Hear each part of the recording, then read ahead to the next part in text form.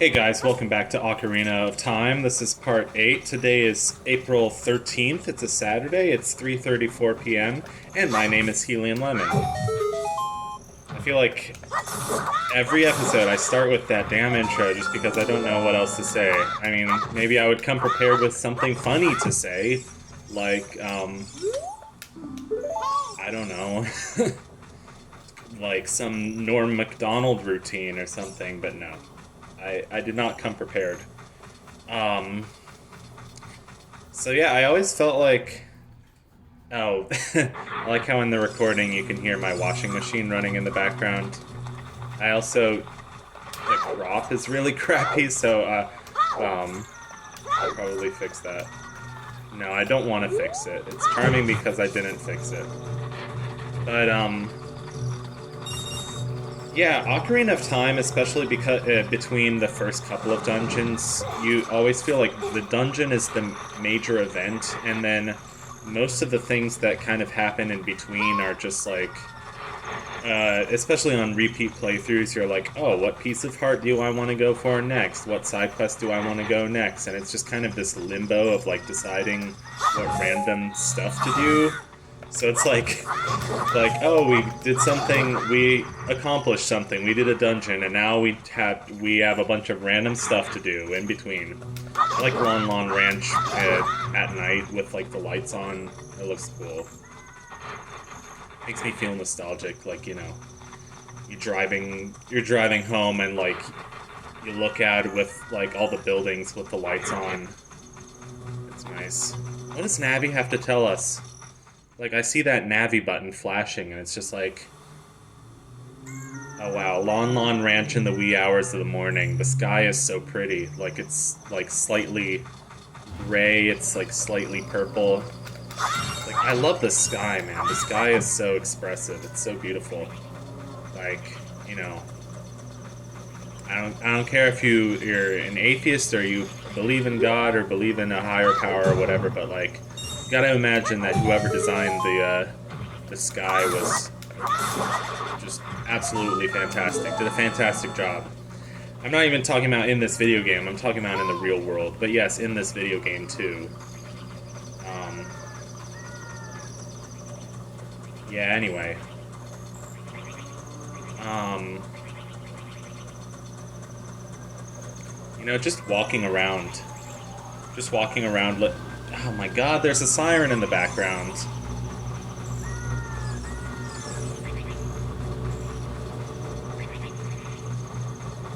Just some of my favorite moments in this game are walking around, listening to the crickets and the birds and sounds of nature. I love the quiet. I love nature. I would much rather live in nature or like a suburb or something than in a city. Just, you know, or in a quiet part of the city, because there can still be nature in a city. You just have to look for it. Oh, here's one of my favorite pieces of art. You have to move kind of these blocks out of the way and then crawl through this little tunnel. It's just fun. It's just nice.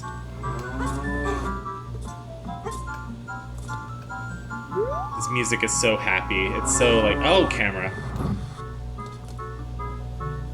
So like lighthearted and whimsical. Again, camera, camera clipping through the set pieces. I like the little bed of hay. Like, the piece of heart has like a little bed of hay to rest on. It's so cute. We're just on the farm. My aunt has a farm in Virginia. I haven't been there in years. I haven't been there since 2021, probably. I used to go there a lot more often. Like, I spent at least like 2 or 3 Christmases in Virginia. I mean, she moved around quite a few times, but like her, her new place is a pretty big place, and it's way out in the country, so it's kind of fun to go there and walk around. There's not even much to do to walk around because but at least you can kind of see the mountains, see the other farms. You know, when you're out there in that part of the country, you just have to worry about not trespassing. God, really? There's still like motorcycles outside. I can't commentate an episode in peace.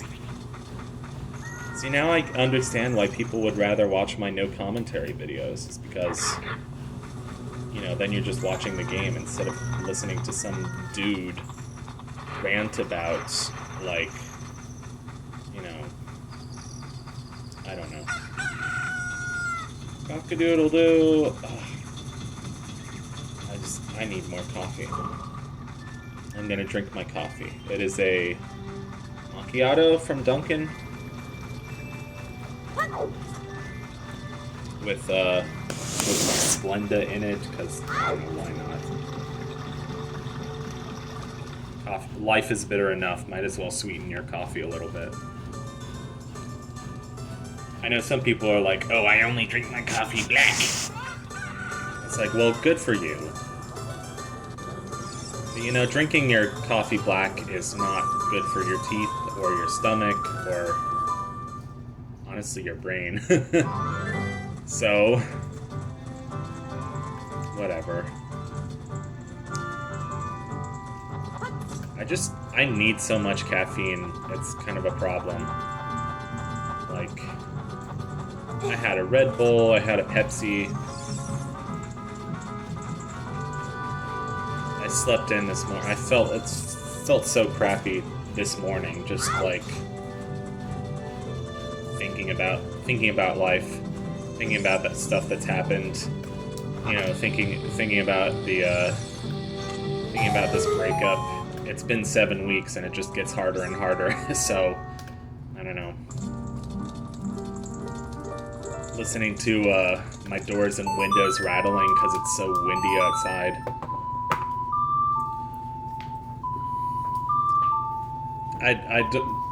For anybody who's missed that ongoing saga, I don't love this building. And I'm excited to get out of it, and I'm going to move into a new building really soon, like in a month or two. So, oh my god, so much nudity. So much nudity for a kids game. I hate when people call things kids games, because it's like, no, this is not a kids game. This is targeted at everyone. There's nothing about this game that makes it specifically a kids game. Like, people call Nintendo games kids games because there's no guns in them. It's the stupidest fucking thing, and I know I'm, like, cursing, but, like, this is how mad I am about it, when people, like, oh my god, like, it's just a kids game about monkeys. Like, they're talking about Donkey Kong Country, and then it's like, the music goes hard. And it's like they're trying to make some posts to get a lot of likes on Instagram. And I'm like, why did you just call it a kids game? You're part of the problem. You're calling Nintendo games kids games.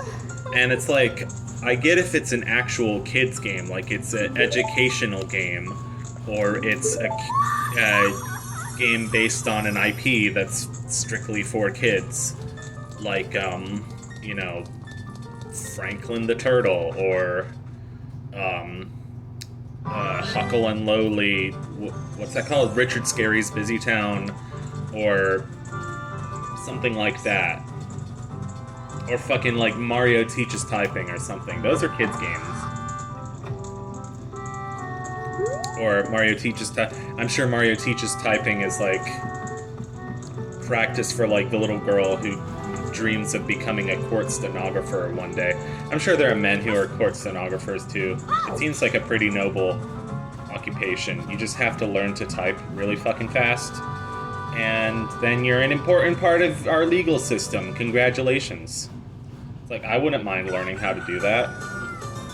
Like, I'm 25, it's probably not too late to start. Like, I feel like I wouldn't mind having a real job so that I can make music on the side and play video games on the side, instead of having to, you know, make money from music, which sounds more stressful than it's worth. And it's like, then I don't have the freedom to, I don't know. And everybody I'd go to school with is like, oh, I'm gonna keep going with music so that I can be a college professor of music. I mean, that's not what I want to do, though. I want to have the freedom to just, like, make weird music and listen to all kinds of music and not just, not just Mozart and not just whatever. Oh, I'm sure this this music is so annoying. Oh yeah, so if anybody is like, oh my god, this guy keeps talking about music all the time, you can check me out on Spotify. The Filibuster Saloon is the name of my band, and it's done better than I could have ever expected it to do, being like purely a COVID pandemic like passion project. Like the album was all recorded virtually, freaking none of it was in a studio, unless you count my friend's garage as a freaking studio.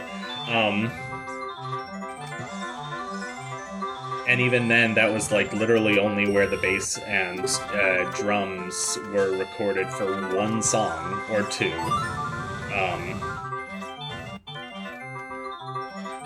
Anyway, that's a whole rant about like, oh, I don't know what I'm doing with my life. I wish I could just like play video games for a living, or make video games for a living, or have a job that's like something else, and it doesn't take too much like mental power, so that I can just like come home and do what I really want to do.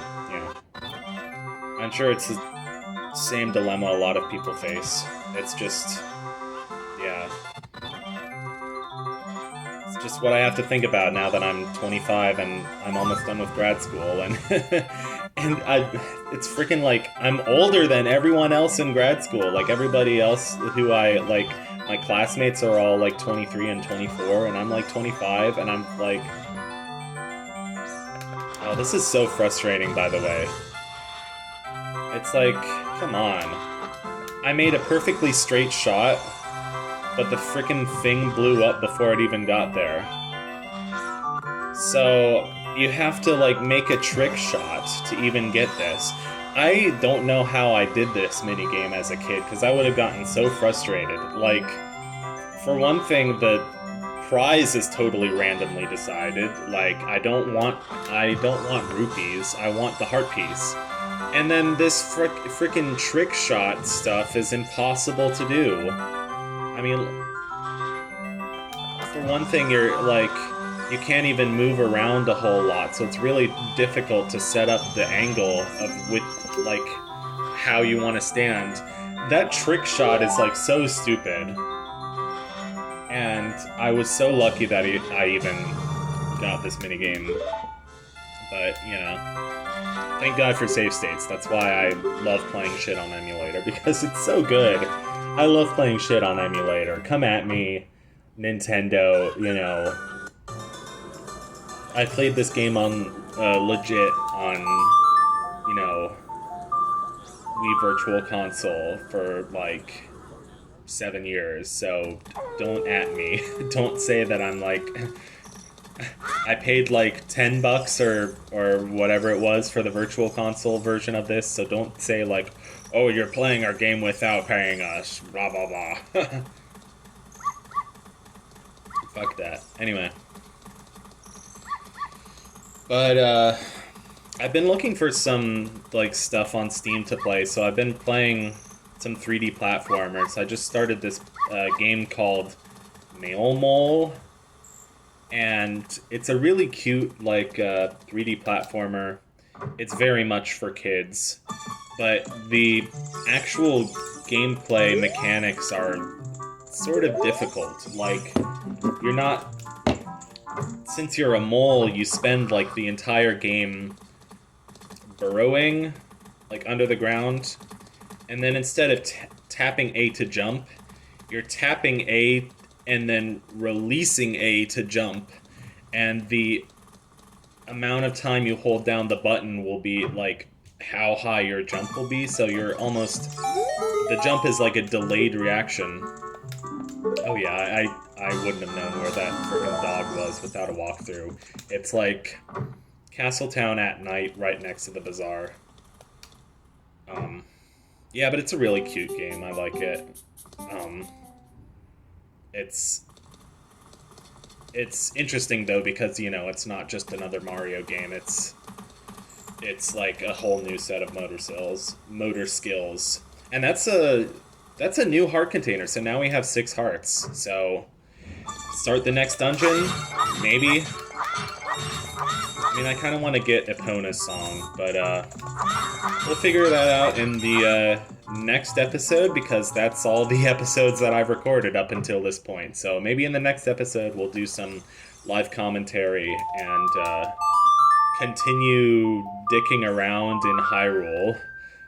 Thank you for watching this episode of Ocarina of Time. I really hope you have a spectacular day. You're doing great. You're a human. I'm proud of you, and enjoy life. And I'll see you later. Goodbye.